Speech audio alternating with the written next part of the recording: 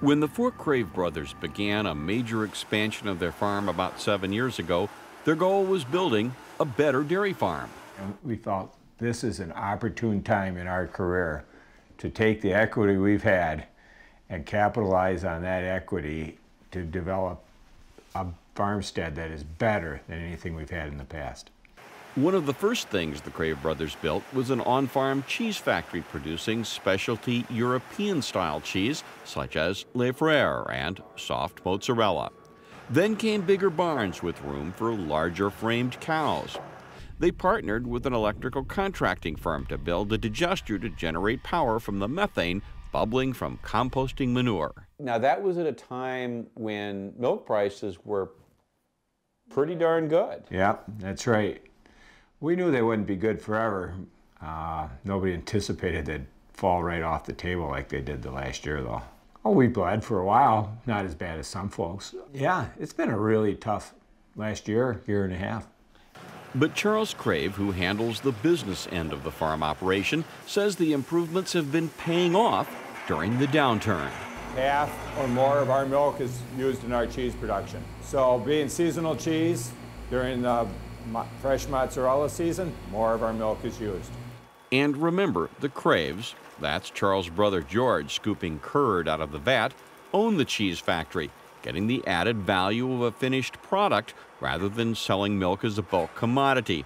And the varieties of cheese the Craves produce compete with European imports, which are at a disadvantage because of a weak dollar.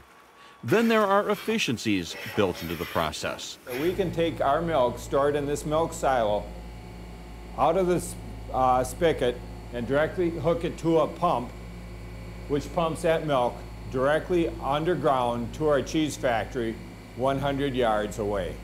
Another pipeline returns whey from the cheese plant to the farm. It's mixed into the feed for the cows. The material and the profits stay on the farm and in the family.